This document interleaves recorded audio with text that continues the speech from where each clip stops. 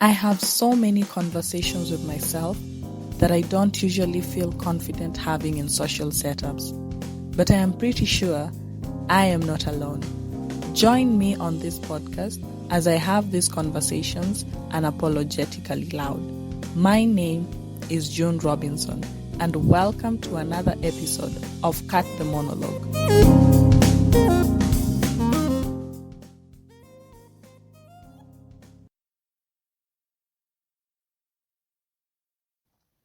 Hello, hi. Welcome to another episode of Cut the Monologue. Super excited to be here. How are you? How is your new year coming along? I mean, January is already out. I know for a lot of us we like saying January is like the reflection month where you think about all the things that you did and the mistakes and everything, and then February is where now you keep your foot on the gas. But I still have to ask, how has January been? Are you okay? How are your resolutions? For those of you who set resolutions, how are they coming along? How are you feeling about them? Have you done any changes? Have you added anything? Have you removed anything? Are you looking at your 2024 vision board and they're like, I don't think I can achieve this. Maybe let me change. Let me add this. How is it coming along? Mine is going great so far. My plan for consistency, especially when it comes to the podcast, is moving along great. I am hoping that I am able to maintain this. And yeah, I'm super excited. So let's see what February holds for us as we continue with this podcast. Yeah. So happy to hear your thoughts on this week's episode. As usual, share your thoughts and all that. And right, let's get into it. So, in today's episode, we embark on a crucial discussion about a topic that is often shrouded in stigma, and that is conversations about mortality. As you have seen, the title for the episode is End of Life Conversations, Embracing Mortality and Preferences. So, society, for various reasons, tends to avoid having open discussions about death and dying. And because of this tendency to avoid having these conversations, it fosters an atmosphere of feeling discomfort anytime this topic is brought about or anytime someone talks about death. And at the same time, it makes us reluctant to even talk about it. The stigma that surrounds end of life conversations is something that is deeply ingrained in us. It stems from cultural taboos about talking about mortality, the fear of the unknown, and and an overall avoidance of the inevitable. So what this reluctant nature leads to is missed opportunities for individuals, for us to be able to express our preferences, our concerns, and also wishes regarding end of life care. The societal need for a more open dialogue on mortality is pressing. It's necessary for us to start having these conversations. This is because by us breaking the silence and challenging this stigma that surrounds the whole aspect of talking about death, we are able to create a space where individuals and families are able to engage in meaningful conversations about death. We are able to embrace mortality not only by empowering individuals to articulate, their preferences for when they die or, that end of life period, but also helps in fostering a sense of preparedness, reducing anxiety and uncertainty for those facing the end of life and their loved ones. So let us delve into this crucial conversation and we look at the reasons behind the stigma and we advocate for more compassionate and a more open approach to discussions about mortality. So one of the most common reason why societal taboos around death and dying are avoided is because They are, number one, deeply rooted, and it's often stemming from a combination of cultural, religious, and historical factors. One prominent reason for the avoidance of these conversations is the fear of the unknown. With death comes a representation of an enigma that triggers existential anxiety, and often discussing it openly can force individuals to confront their mortality, prompting, uncomfortable reflection on how life is not a permanent thing. We also have things such as cultural and religious beliefs that play a significant role in perpetuating these taboos. In some cultures, death is viewed as a taboo subject, mainly because of the superstitions or spiritual beliefs that are associated with discussing the afterlife. And we know that some of these spiritual beliefs are like, if you talk about death, it's like you're calling death to come to you. I remember back in primary, there was this book called Kiswahili Mufti, if I'm not wrong, Kiswahili Mufti. And there was a story about a woman who was, facing a lot of frustrations. Guys, this was like in my class 4. So it's way back. So if the story comes out sketchy and maybe you're listening and you know the story well, please forgive me. I'm trying the best that I can. So this woman had a lot of frustrations in life, and she was at a point where she was just wishing on death and just saying that, I wish I'm no longer here and I'm gone. And a superstitious image one day appeared to her, and the drawing was drawn as the Grim Reaper. For those of us who know how it looks, if you don't, just do a quick Google search. Sorry, and it was the Grim Reaper, and was holding the long axe. I want to say axe because I don't know how else I can call it, and was there. So this represented death, and that death had come. But then when the woman saw this, the woman ran away. So this is just an example of, some of the superstitions that are associated with that. So also additionally, we have societal norms that dictate that acknowledging death is synonymous with inviting misfortune, leading to a collective avoidance of such. That is, if you keep on talking about death, you are welcoming a lot of bad happenings. You are chasing away, the blessings, you're chasing away the happiness, you are attracting sorrows, you are attracting trouble to come into your life.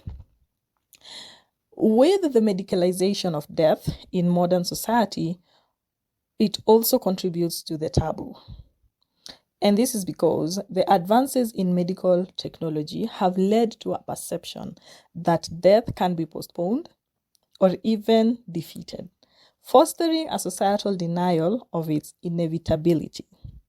Consequently, conversations about end-of-life preferences may be perceived as premature or pessimistic. We've heard of people who have been put on life support, and they end up in life support even for up to a year. And because there are such advances, it makes people who are emotionally attached to the individual to feel like, you know what, we can keep on adding life to you. We don't need to have this conversation right now because the doctor is doing everything to keep you alive, which is exactly what the doctor is supposed to do. They swear on, making sure that they preserve human life. We also have, situations where there are certain medical procedures that someone can undergo to prolong their life, depending on the sickness that the person is facing. And this has also contributed in one way or the other, because when you take your family member, your friend, to the hospital and the doctor is like, we have 1, 2, 3, 4, 5s that we can do to prolong their life, it makes you go like, you know what, we still don't have to talk about this. This person is alive. If we talk about death, we are welcoming death into their life. Let's not talk about it. Let's move on. So this is just an example. We also have the discomfort around death. It extends to a fear of burdening others with this discussion. There is a societal notion that talking about death might cause distress to loved ones or dampen the mood. This fear of being a source of discomfort can result in silence, even when the individuals harbor genuine concerns or preferences regarding their end-of-life care. And we want to unravel all these societal taboos. And one of those is working towards understanding the origins of these taboos and working towards breaking the barriers that hinder crucial conversations. So, um, one of the reasons that has prompted me to have a discussion around this topic is because I lost my dad around March not March, in February, because March is when we did the burial. So my dad passed away in February of 23rd February 2023, and we buried him on the 10th of March 2023. So prior to my dad's death years ago, I think this was back when I was in campus, whenever we would close for the long holidays and I would go home for a few weeks before I traveled to Nairobi. We would, at times, it's not something that happened a lot, during a lot of our discussions, but at times my dad would talk to us about death. And the way he would talk about it was not as if it's a bad thing to happen, like it's one of the beautiful things that can ever happen to a human being. When you die, you get an opportunity to go, and this is how he would paint that picture, that when you die, you get an opportunity of going to meet the loved ones who you already lost. Because we always say that, until we meet again. So to him, the until we meet again would be when you die, and now you get the opportunity to meet them. Because I have lost my birth mom, I also lost my stepmom, and my grandmother also died, paternal side. Also, my grandfather, who I never got to meet, he died years ago, way before I was born. So to my dad, he always looked like, I get to go see some of my brothers who've passed away. I get to go and hang out with my wives. I get to go see my mother. I get to see my dad. So to him, it was a beautiful thing that could happen. And he always wanted us to look at death as something beautiful, as something that it's not a punishment. It's a beautiful thing that can happen to someone. So during those times when he would, we would have these discussions. I'm so sorry for the mispronunciations. I would be so uncomfortable. I used to be like, why are you talking about death? Why are you calling death? You're here, you're alive. Your focus should be on your life and everything. And he would calm me down by telling me, death is not an ugly thing. It's not, it's inevitable. It is the one thing that as human beings, we are 100% guaranteed that will happen, that we will die. So do not fear death. It is going to happen, and you should embrace it. When it's going to happen, no one knows. No one wishes for it to be tomorrow. But if it will happen, it will happen. You cannot run away from it. So I used to be so uncomfortable, like extremely uncomfortable of this.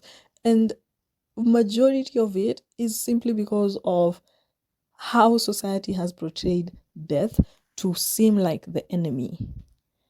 And I think a little down on, this series for the month, because the entire month I am going to focus on, just the whole aspect of death and all these things. Later on, I think I will also get to share on how I changed my perception of death. So it was an uncomfortable conversation, by the way.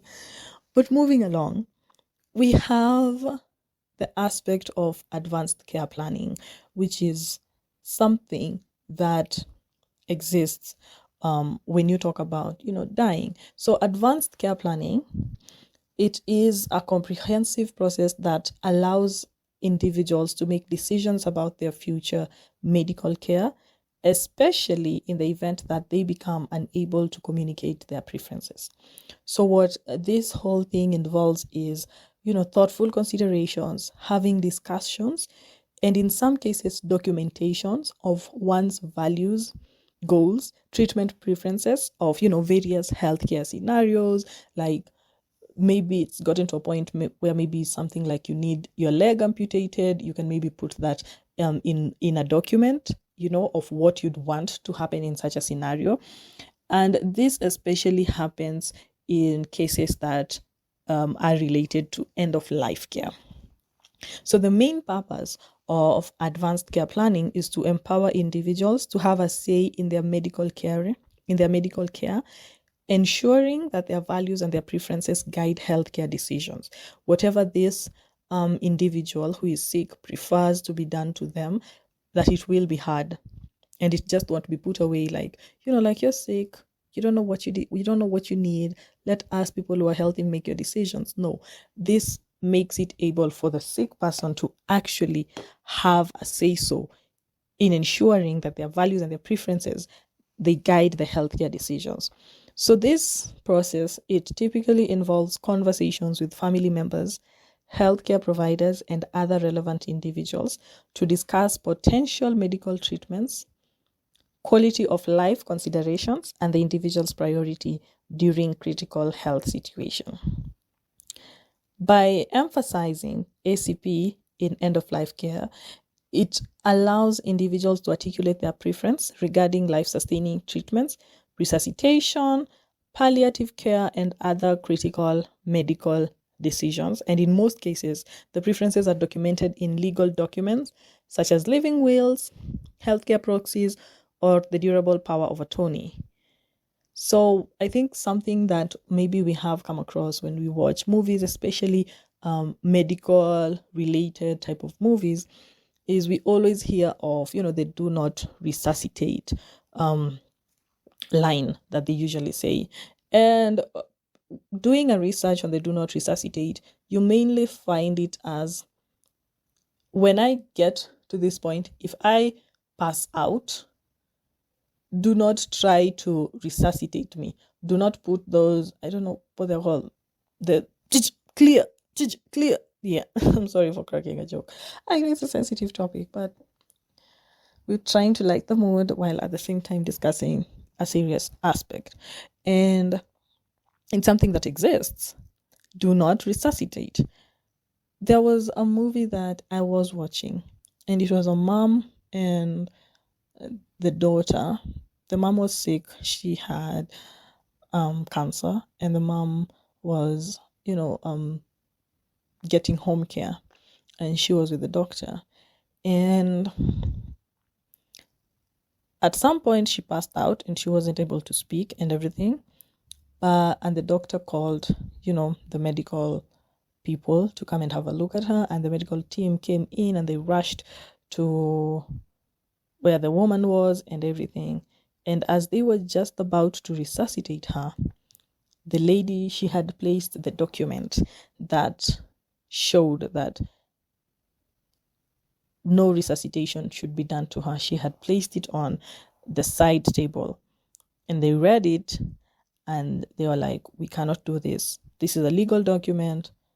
She absolutely knew what she was doing. We cannot do this.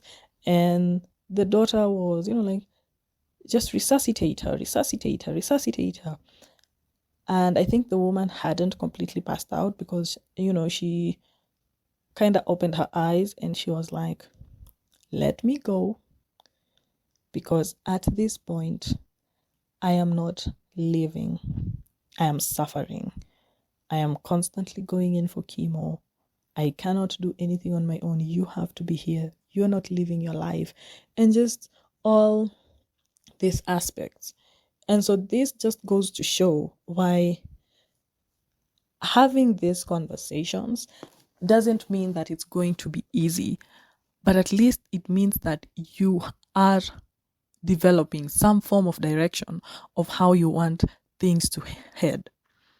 And with the presence of legal documents, it serves as a crucial instrument in translating personal preferences into actionable directives, providing clarity and guidance to healthcare providers and loved ones during critical medical situations, as in the case of the woman who had the document that, clearly showed that she did not want to be resuscitated in a scenario where she can be let go.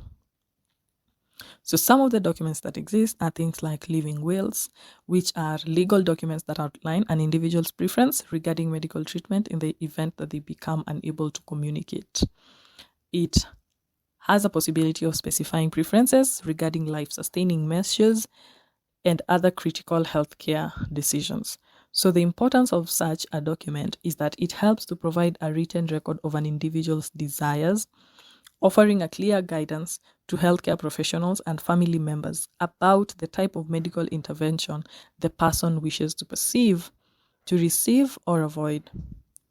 The other document is healthcare proxies, also known as the power of attorney, that designates a trusted individual to make healthcare decisions on behalf of the person in case they are unable to do so. This makes that person the advocate of the individual, ensuring that their wishes are honored. So this is a scenario where you pick someone from your close friends or your close family who will be making the medical decisions for you. In most cases, the person who is chosen is someone whose decisions are likely not going to be influenced by their emotions, but by the realities that they receive from the doctors. We also have the durable power of attorney, which in healthcare is a broader legal document that grants a designated agent the authority to make not only healthcare decisions, but also financial and legal decisions. And we also have overall importance, which are legal documents in preventing misunderstandings or disputes among family members and healthcare providers during times of medical crisis. They provide a framework of decision making that is based on the individual's expressed wishes rather than assumptions or potential disagreements among family members. Because we know that happens.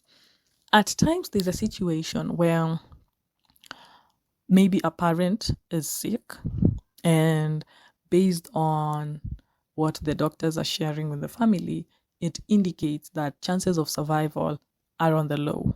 So some siblings are on agreement that let's just say our goodbyes, let's sit with our parent, let's not leave him alone until he goes. But then out, maybe two or one insists on further looking for medical advice, medical ETCs to prolong the life of their loved ones. So a dispute comes to existence between the siblings, whereby there are those who feel like their parent is suffering and they should be let go, and there are the others who are feeling like these other people have lost hope, we should not let our parents down, we should fight for their life, etc. So having such documents are able to remove any chances of such disputes existing. Something else that pops up during discussions on end of life conversations is euthanasia, which is a very controversial conversation that I do want us to delve in. So euthanasia, or assisted dying, refers to the deliberate act of ending a person's life to relieve suffering, typically in cases where terminal illness or typically in cases of terminal illness or unbearable pain. It is important for us to acknowledge that euthanasia is one of the most controversial and emotionally charged subjects within the realm of end-of-life care. The debate around euthanasia involves complex considerations touching on issues such as individual autonomy, medical ethics, religious beliefs, and societal values. So, something that made me drop this euthanasia in this is because around December of last year, because my dad started being sick in November. So around late December, as we're moving into January, I would call my dad, just to talk to him, encourage him to continue with his medication, encourage him to continue going to hospital, because he had gotten to the point where he needed to be on dialysis twice a week. And there are days when I would call him and he would be like, I want you people to let me go. I want you to let me go. I have lived my life. I have enjoyed it. I have built my legacy. I have done my wrongs. I have done my rights. Let me go.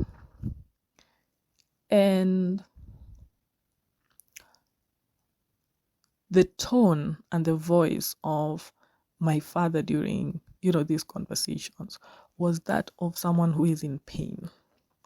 Because my father had moved from being someone who was self-reliant to being someone who had to now rely on people for day-to-day activities, like just taking a shower, going to the toilet, things like that. And it, in as much as we had talked about death with my dad in previous years, it was still hard to come to terms with the fact that, this could be his last battle. And he was giving up on it. So at some point, euthanasia crossed my mind. And I never shared it with any of my siblings. If they're listening, they're probably listening to this for the first time. And euthanasia crossed my mind, and I was like, why don't we consider this? But I was so afraid of sharing it because everyone was hoping that my dad would be okay. But he would always complain that he's in pain. And I remember there was a time he went to hospital and had a complete body check. And the doctors couldn't find anything that is causing him pain. And it was just painful to me to see my dad in that state. To hear my dad in that state, it was painful. Oh, I'm so sorry. I'm crying. And I thought about euthanasia. I thought of bringing it up to him. But I was so afraid that maybe he's not mentally okay. And that's why he's saying that we should let him go.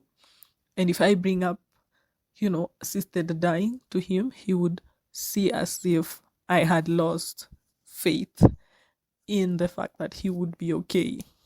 But I did think about having euthanasia for my dad because of how he would constantly say he's in pain and how he wants to go and how we should let him go. And there exists so many arguments surrounding euthanasia. Some of the arguments that are for euthanasia are individual autonomy, which gives individuals the right to make decisions about their own life, including the timing and manner of their death. Euthanasia is seen as an extension of individual autonomy, and it allows people to exert control over their lives. Another argument that supports euthanasia is the relief from suffering. So the moral perspective of this is the alleviation of unbearable suffering is a central argument for euthanasia, as in my case, because I saw that my dad was in a lot of pain and I just wanted to relieve him from his suffering. And supporters contend that in cases of terminal illness or extreme pain, providing the option of a dignified and pain-free death is a compassionate and morally justifiable choice. Quality of life, which euthanasia proponents argue that it can enhance the quality of life by sparing individuals from prolonged and undignified suffering. It also emphasizes the importance of allowing individuals to choose a peaceful and controlled exit from life. Some of the arguments that are against euthanasia are, the sanctity of life, where opponents often emphasize the sanctity of life, arguing that intentionally causing death contradicts fundamental moral principles. Potential for abuse, such as, and this is more so on the legal side, whereby the critics express concerns about the potential for abuse and the slippery slope that could lead to involuntary euthanasia or the targeting of vulnerable populations. The fear is that legalizing euthanasia could compromise the protection of individuals with diminished capacity. The medical ethics that euthanasia raises questions about the role of healthcare professionals in intentionally ending a life. Because as we know, medical professionals, they swear to the preservation of life. So by them siding for euthanasia, it means that they are going against an oath that they took. So euthanasia is such a complex aspect. It's such a complex topic that exists, and there are so many complexities that surround it, where there's the ethical aspect where patients, they have the right to choose and make decisions about their own medical care. But however, balancing the autonomy with the ethical duty to preserve life poses a significant challenge, and it's so complex. And it has its own impacts on medical team, on the family. There's the fear that there can be regrets after undertaking the whole act of euthanasia. So I want us to change gears and look at, the cultural perspectives on death. So we have different cultures worldwide and how they offer unique perspectives on death, each shaped by centuries and centuries of traditions, rituals, and beliefs. So by exploring some of this, we are able to get valuable insights into the profound ways societies cope with and understand the end of life. One of them being the Asian culture, where death is viewed as a natural part of life cycle. There are rituals that they undergo, and families may engage in practices like burning incense, offering food, and also visiting ancestral grave sites. We have African traditions, such as that incorporate communal mourning and celebratory rituals. Like in Kenya, for instance, among the Luo community, death is viewed as celebrating someone's life. We usually have, parties after the whole burying ceremony, commonly known as disco matangas. And every culture has different ways in which, they approach and view death. So these different approaches that cultures have on end of life conversations and decisions, they have an impact. They have an impact on the communication styles, where we have high context cultures that have high context communication, where meaning is conveyed through context and nonverbal cues. They approach end of life discussions more directly, more indirectly, in contrast to low context cultures, which rely heavily on explicit verbal communication, and they might engage in a more direct conversation about death and the preferences that one has. We have family dynamics that also play a role on, how the end of life conversations are happening, where we have collective cultures whereby decisions about end of life care often involve the entire family, and there is shared responsibilities and consensus when it comes to making decisions. And then we have individualistic cultures where the focus may shift to the autonomy of the individual, impacting how much weight is given to their personal wishes. We have rituals and traditions that impact on decision making. Cultural rituals and traditions significantly influence end of life decision making. For example, in cultures that value ancestral connections, decisions might be made with consideration of for the continuity of family traditions and practices. Like in our case, my dad was Ajadwong in the community. That is, he was an elder. And so at the time when he passed, we wanted him buried on the 5th of March, which is approximately a week from the time of his death. That was our wish as the family, as the immediate family. But due to the fact that he was a Jedwong, he was a respected member of the community, he took part in a lot of decision-making practices, among community members and community decisions. We were told that no, he cannot be buried that fast. We need to give community members who live both near and far enough time to come over and mourn and just carrying out the whole cultural aspect of it. And this is because of the rituals and traditions that exist in the community, especially to people who are considered community elders. We have taboos and stigmas, in situations where cultures have taboos or stigmas surrounding death, and discussing it openly, and this may affect the willingness of individuals to engage in end-of-life conversations. And that's why I'm saying that some of the things that hinder us from having these end-of-life conversations are things relating to our cultures and traditions. And you may, as an individual, want to have this conversation. You may, as a family, want to have this conversation. But the taboos and stigma that exist within your culture may hinder you from having these discussions. So in conclusion, I want us to understand that end-of-life conversations are necessary. They are things to be had. They are things that should exist in families, especially in this day and age where we have a lot of exposure. We are able to get knowledge from so many sources. We should have end-of-life conversations, because not only does the death affect the individual by them losing their life, but it also affects the people around the individual. And with that, I would like to thank you for listening to this episode. Share your comment on what you think about the episode. Until the next episode, thank you so much for tuning in. That's it for this episode of Cut the Monologue. Be sure to follow us on our social media platforms at Cut the Monologue. That is Twitter, Instagram, Threads, and TikTok. And also follow us on all streaming platforms and turn your notifications on to always get notified whenever we drop an episode. Until the next episode, goodbye for now.